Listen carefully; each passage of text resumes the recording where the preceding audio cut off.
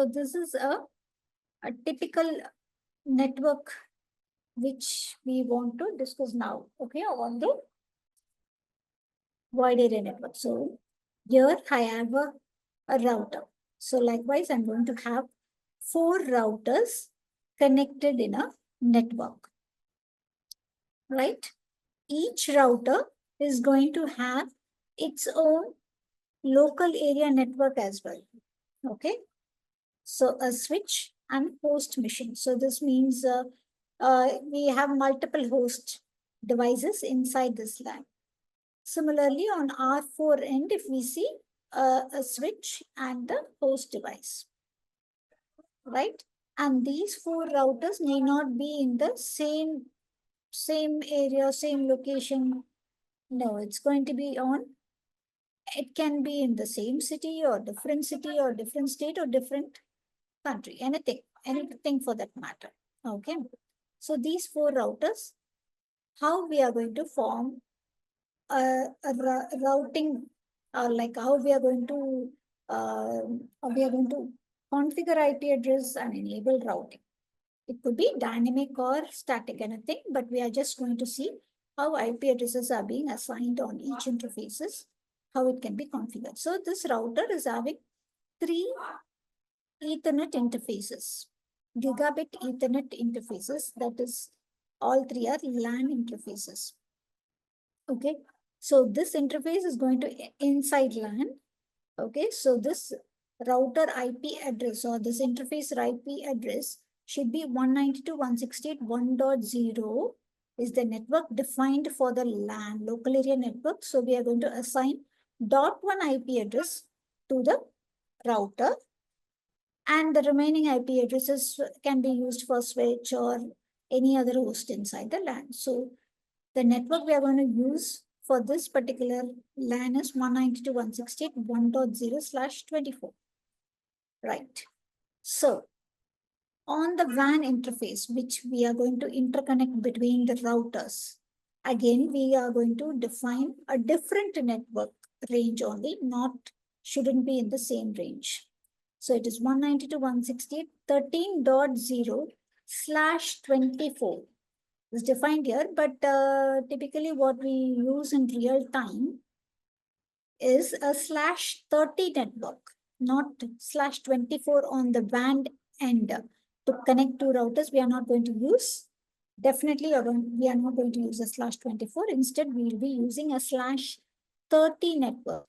So a /30 network will contain only 4 IP addresses. That's why we are using a /30 on the WAN side. So that is 192.168.13.0. Sorry. 1 second.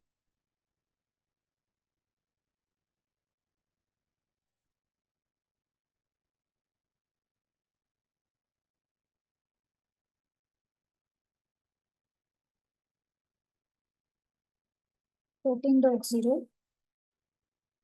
192.168.13.1, 192.168.13.2, 192.168.13.4. Okay, so this is 192.168. 13.0/30. Okay, so this means in a /30 network, we will get 4 IP addresses, out of which this will be the network ID.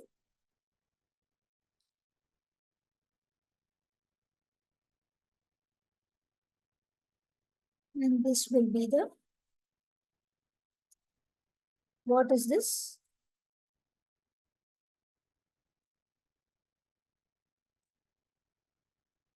This will be the broadcast ID of this network, and these 2 are the usable IP address.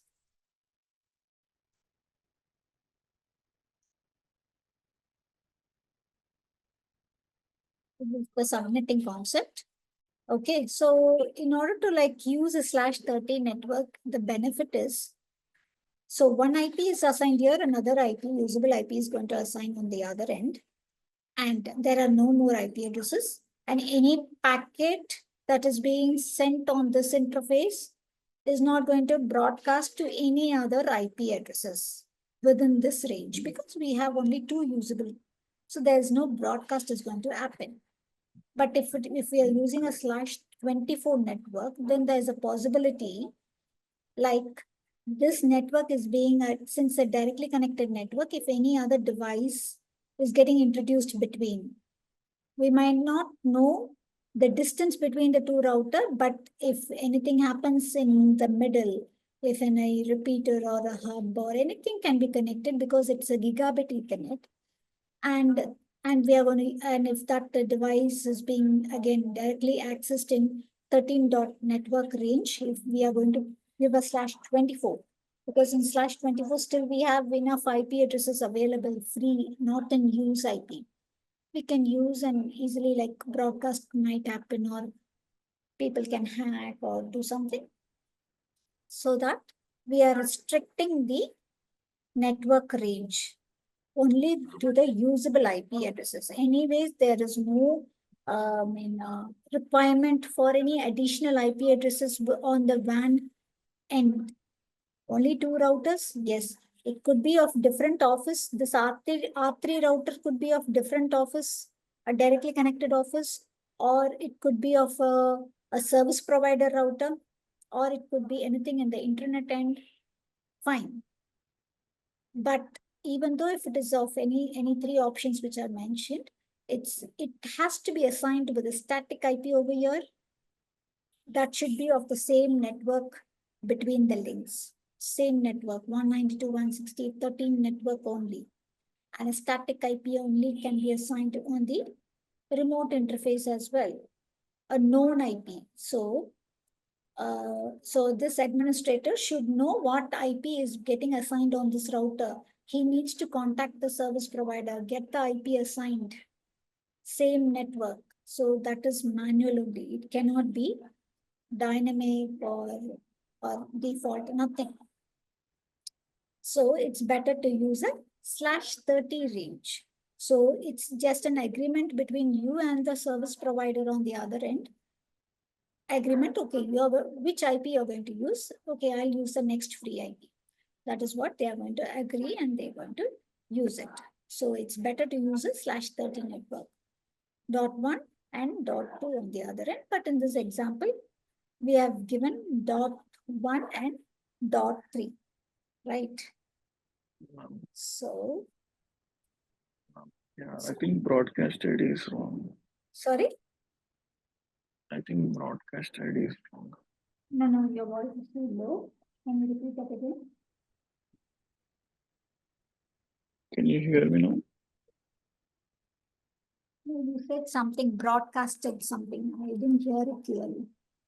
Yeah, I think broadcast ID is wrong. Broadcast ID. Hmm. No, we are not going to use the broadcast ID also. 13.255, right? 13.255 is the broadcast IP. But that is not a usable IP. No, you have written 13.4. No, okay. 13.4 is the broadcast ID for a /30 network. If, see, 192.168.13.255 is the broadcast ID.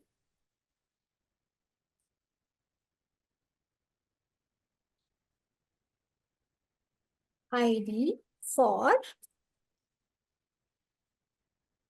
192.168.13.0/24 network. Here I am using a /30 network.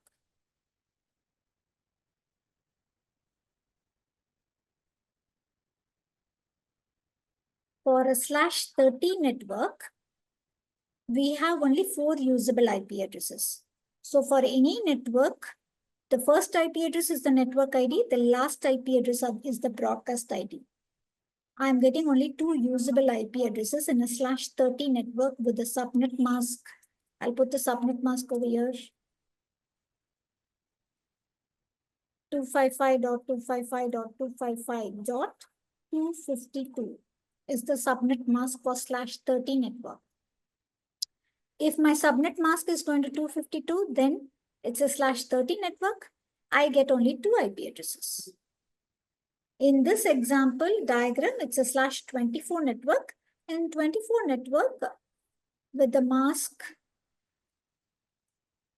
255.255.255.0. Yes, this is the broadcast ID.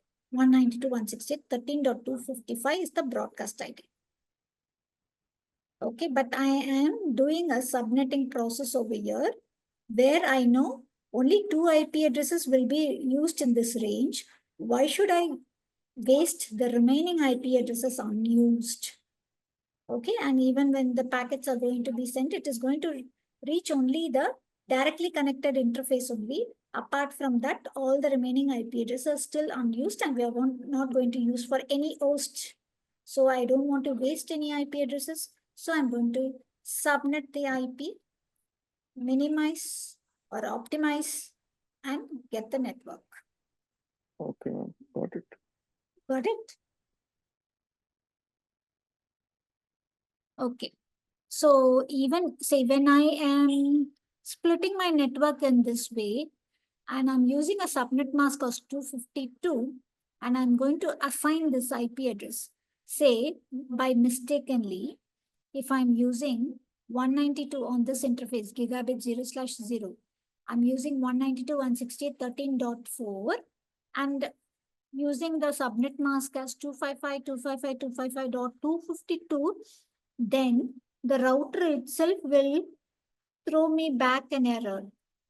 Okay, say this is the broadcast ID for this mask and it cannot be used to assign it on the interface. So I cannot use this IP address. .4 and .0 is of same case only. If you're going to assign it, then the router is going to throw an error message. It's not going to accept this IP. Not even router, I'm saying in this matter, any network devices.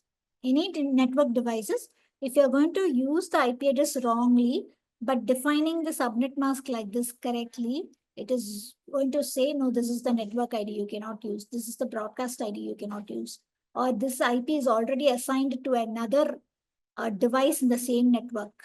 Okay, .1, I'm used in the switch and I'm going to assign it to the router also. It says, no, this router, this IP address is already active in the network. Okay, at that time, also it was going to throw an error message and it will say a log will come as a duplicate IP entry. So once if the duplicate IP is going to happen in the network, definitely the network will not perform. Network devices will be online, but since both the host devices are having the same IP, all the packets are being sent to twice to each host. Broadcast is going to happen within the network, and then the network performance itself will be slowed down and you cannot access any of the network resources. If at all, if you have any duplicate IP entry inside the LAN, that is for sure. And you will get the logs anywhere, somewhere you will see the logs like duplicate IP entry log, but you need to be very keen from where it is triggering the duplicate IP, to which device. Okay, you know, I'm logged into the switch, only the switch is having .1 IP, but the same IP is being learned on the different interface on the switch. So you need to trace down, narrow down the issue. Okay, this is okay.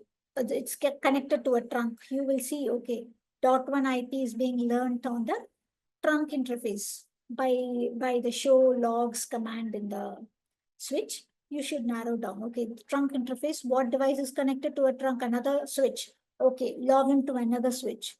Check the same IP where it is getting learned. Likewise, you need to isolate the issue. one by one. Finally, we'll get to know, okay, this is the destination IP connected on this router port or this switch port, and then shut down the port. Once you shut down the duplicate IP entry directly connected port, if you shut down that port, then issue will be resolved. Then you can actually go check the device physically and change the IP address. That's how you can do. Okay, this is another troubleshooting in real time, which will happen regularly actually. Okay.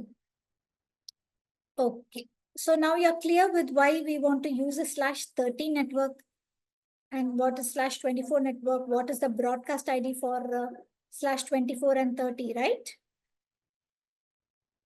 Okay. So, so likewise, since this router is being connected to two different routers, again, it should be of different network range. I'm defining a network 192.168.13 range. Okay, 13 range for router 1 and router 3. Now 12 range for router 1 and router 2, because these two are again directly connected. Directly connected interface. Any directly connected interface from the router should be of same network range. Okay, this router is having 3 directly connected interfaces. Okay, so these 3 interfaces should be having the same network range. Okay.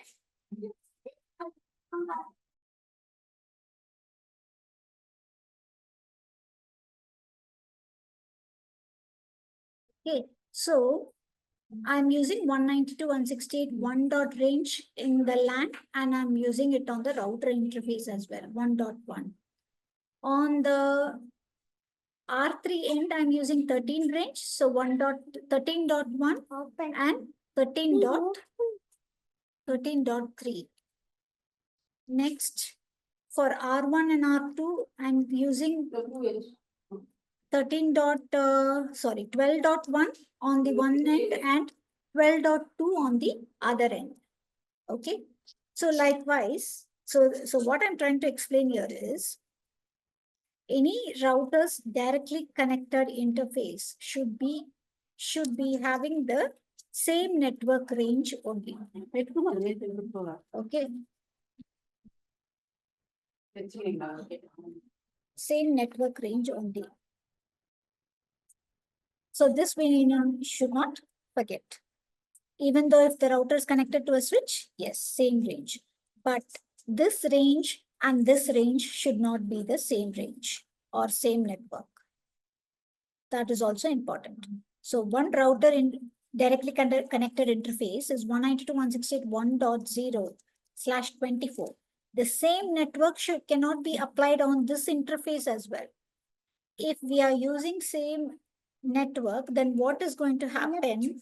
Then what's going to happen? You're going to advertise 192.168.1.0 network inside your LAN, as well as you're using it on the WAN router. So it's a kind of a duplicate entry for this network range.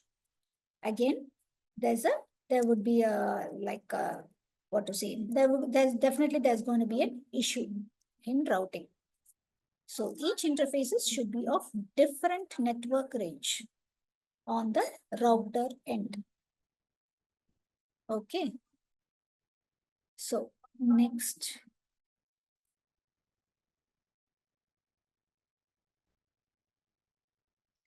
So how we are going to assign IP addresses? Okay, so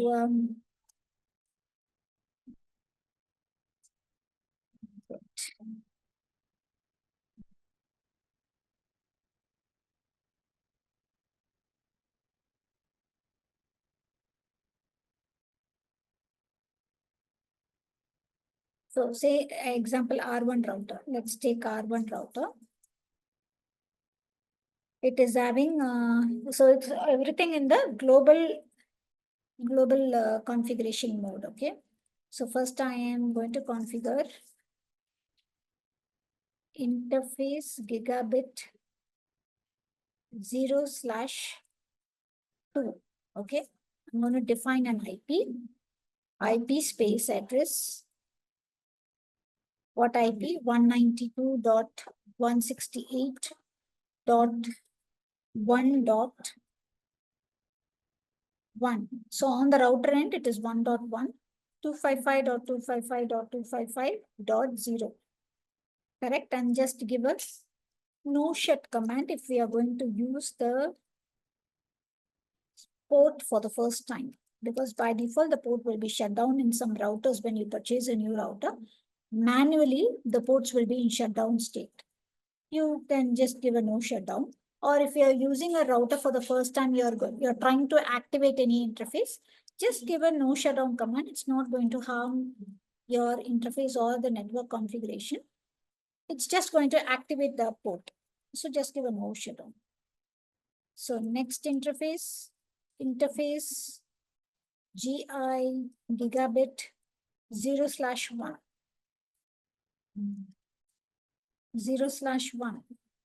So IP space address for 0/1. What IP and well range .1 IP. 192.168.12.1. 255.255.255.0.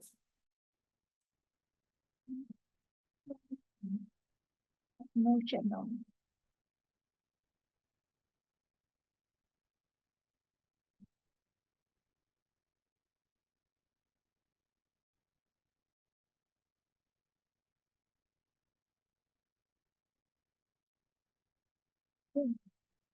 Next, what is the other interface? Gigabit 0/0. That is also .1. So this is how I'm going to configure IP address to the interface. Sorry, this is not IP address.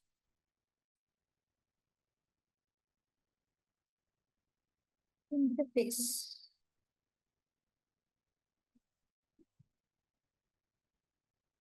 One 192.168.13.1.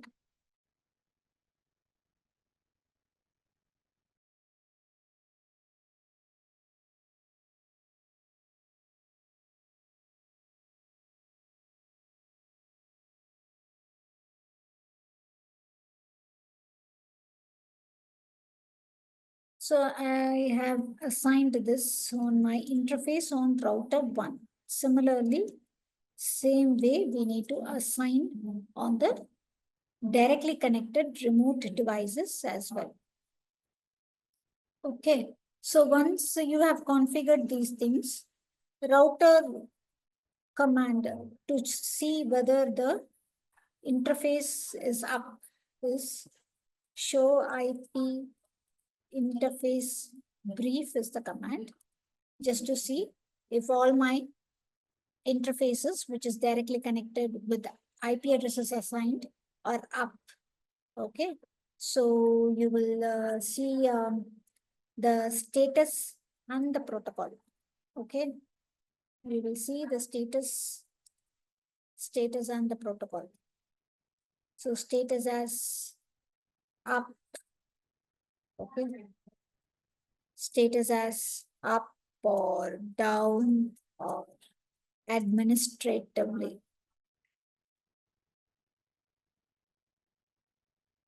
Administratively down. And protocol status as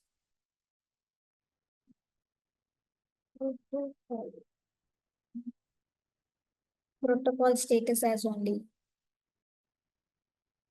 up or down. Okay. So up means status, link status, any of the link. I'm talking about gig 0, 1 and gig 0, 1 and 2 interfaces. After assigning IP addresses, when you want to check the interface status, show IP interface brief. The status under status on each interfaces, it will be either up, down, or administratively down. Up means, yes, IP is assigned. and a cable is connected, port is up. Down means, yes, you can assign IP addresses, but either the port could be faulty, or the cable which is connected is faulty, or the remote device which is connecting on that interface is not active or down. In that case, you will see down status as down. Okay, so if this port is showing as down in the output of showing IP interface brief, that means this physical port itself is faulty. Okay, or the cable which is connecting to this physical port is faulty, or the cable is not connected properly, a loose connection. Yes, port is down. Or the port is connected, the cable is connected on this interface, but this remote interface or the remote router is having some issue, or it is powered off or something like that, then this port will also show as down. Okay. Administratively down is nothing but if that port gigabit 0/0 is shut down. The port is manually shut down. Intentionally, the administrator have configured the port to be shut down. Okay, so we need to put a no shut in order to bring the port up. That is on the status part. On the protocol end. On the protocol end, it could be either up or down. So same case. Up is, yes, the physical port is up with the cable. If it is down, okay. So there is something wrong with the routing on the remote end, not physical, no physical issues on the protocol side. Okay, so it could be like the routing or the neighbor is having some issue on the routing part, or the service provider is having some issue. For that reason only, the protocol status will be down. Physically, there is no damage on the cable or on the port. Okay, so we need to check with the provider end. So we need to check with the provider in order to bring the protocol status up. We cannot do it individually. Right. So this is on the interface status and the protocol status, where we have assigned IP manually on the router's interfaces. Okay. So this is about router and routers directly connected interfaces, how we are going to assign IP addresses with subnet mask defined, and how the port status will look like.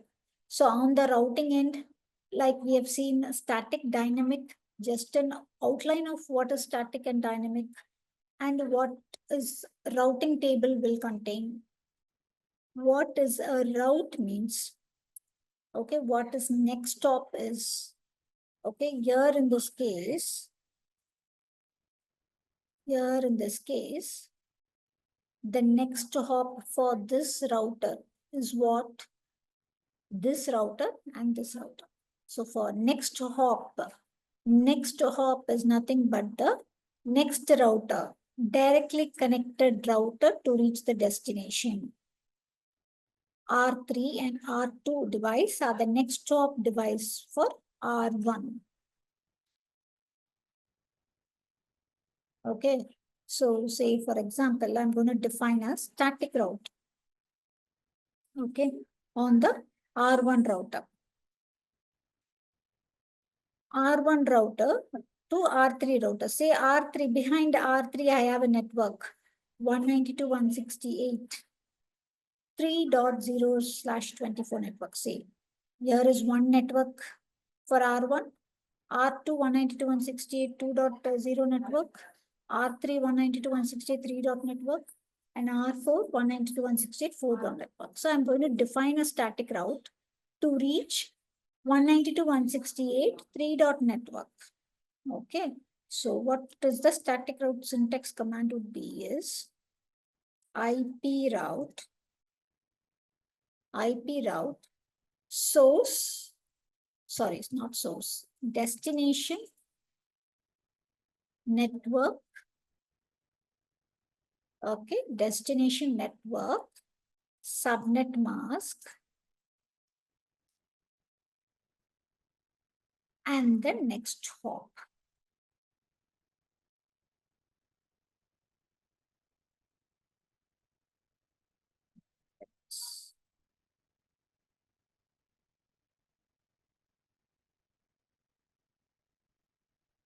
Okay. Next hop. So here, if I going to use the actual IP address, how my static route will look like is IP route. My destination is 192.168.3.0. That's the network. I'm going to use the network only, not any specific IP address. Okay, in order to reach 192.168.3.network with its subnet mask 255.255.255.0, that means entire slash 256 IP addresses, any IP inside the 256 range. What is the next hop I'm going to use is 192.168. What is the next stop for this router would be is dot 3. What is the range? Sorry, dot 13.3. Okay, because this interface uses 13 range. So in that 13 range, dot 3 is the IP that is used on the router end. So that is my next hop. Okay, so this next hop should be if you not able to reach anything in the network, or if when you want to troubleshoot, try to ping the next hop IP first from R1. Try to ping 192.168.13.3. If you are getting reply, yes, your next hop or your remote device is online. So there wouldn't be any routing issue. If this is down when you ping, yes, there's a network issue. The router itself is, or the interface itself is down. Check on the provider end. Okay, this is the syntax or to define a static route. Okay, so this is to reach 192.168.3.network range. Likewise, you can have any number of multiple networks to reach to advertise from your router, but you need to be sure. To which next hop device it is being connected. To which next hop that should be defined. That cannot be dynamic. You cannot just blindly, okay, this network might be available behind this network, let us route. No, that routing will not work. Okay, you are unnecessarily advertising some network information on the router. So that is going to be a problem in your network only. So any routing should be done on the router end should be defined. Okay, I know this network is available over there only. And this is the defined next stop. So you need to mention it correctly. Okay. So this is the static route configuration. Okay. So any doubts here? No, Sorry, are you speaking something? I'm not able to hear anything. no doubts. No doubts. This is actually like you might have know these concepts, but it's just I want to Yeah. cover information. So next we have to look on the dynamic routing. Okay, so dynamic routing we have two different algorithms. Okay, that works on the dynamic routing. That will be distance vector algorithm and link state algorithm. Only on these two algorithms, the dynamic routing itself works. Okay, so in distance vector, we have two different. We have two routing protocols majorly used, and on the link state also we have 2, 3 routing protocols. So we'll cover the dynamic. We'll start with dynamic tomorrow.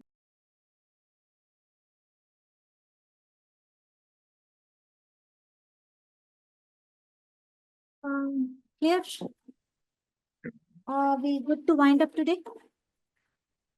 Can you share this information?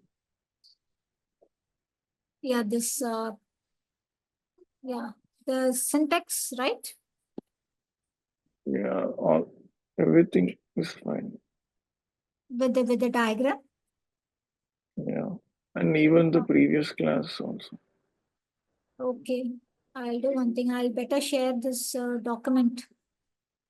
This is okay, right? Because this is just something like incomplete, which is used for teaching purpose. Want to have this diagram. I mean, this document. Okay, maybe after some classes you can share. Yeah, I'm just adding up information in the same diagram. I mean, so in the same document only. Likewise, I have a text file also, right? With some commands and definitions in it. So I'll be sharing that. Okay, whenever Okay. is needed for you, JP, just let me know because I'll share it, or we'll just append and add informations in the same file, and probably when you need it, I'll share it. Yeah, in next class, maybe you can open the notepad and type all the definitions. Okay. No, I already have a notepad. I already have a notepad. Share with all the commands and all syntax. So far, we No, went I'm through the talking about static and dynamic. yeah static dynamic. I have it here, right? I'll share it in the next class. Okay, thank you. Okay, then we'll meet tomorrow then. Okay. Okay. Yeah. Thank you. Bye.